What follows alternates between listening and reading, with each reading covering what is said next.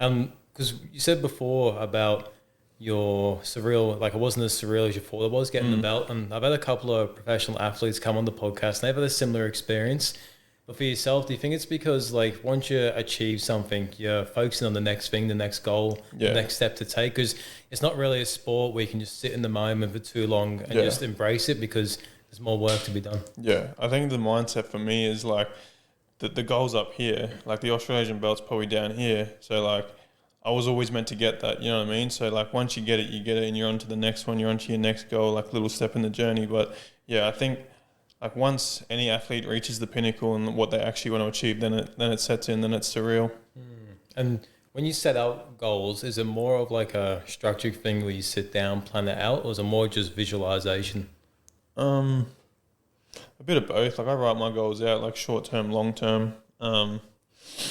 But I guess boxing is a bit different because it's a lot of different factors that'll come into them goals. Like for instance, a goal could be a certain belt, but if you don't have the right team to get you into that place, or right management, or you don't have the connections to get that belt, then obviously that's not attainable. But yeah, they always change, but the goal's always pretty similar to get to that world stage. Especially like you said, they're having a good team around you too, because that's such an important factor, isn't it? Yeah, it's a massive factor. Like everyone always sees like the one person in the ring, but it definitely does take a lot of people behind closed doors to get you to that position. Yeah, because you can't really try and do everything yourself as well. You know, you want people to specialize in what they specialize in and dedicate their life to that, rather than you sitting there trying to learn nutrition, learn like management and all these other skills. Instead, get good people around you. But for yourself, like how have you identified how to get good people around you?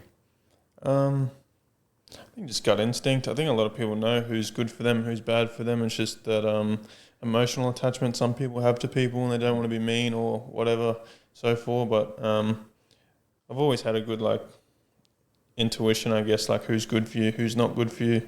But at the moment I feel like I have some really good people around me who only want the best for me. So it's been really good. Yeah, you got to listen to yourself as well, like that gut instinct, because I find too many people stick around too long in places where they don't feel valued. Yeah, 100%. Like especially at the gym now, like we all work so well together. We all want the best for each other. There's no competition. Even with me and Luke being in the same division, like he still wants the best for me and I want the best for him. So it's good to have them people around you. 100%. And because how long ago did you move down to Brisbane? I think it's been like a year and like 3 months since I moved. How's that transition been? It's good now. It was very hard in the start, just being alone. Like I still am alone, like in that sense, but like I've got my partner. But other than that, like it's hard. Like sometimes if you just want to get a bit of advice or go talk to like one of your friends that you've known for ages, you can't do that anymore. It's just you're on your own. But yeah, it's been good in terms of like opportunity and growth and all that aspect of life. But yeah, because it can feel a bit strange, especially as like an adult, like going to a new place and meeting new friends, and like trying to create new circles of people. But I guess it helps that you go into a place like a gym where you naturally meet people. Yeah, 100%. Like it's sort of how life works. So when you get older, there's no school to make friends. It's just like people you sort of have the same interests and goals and stuff like that.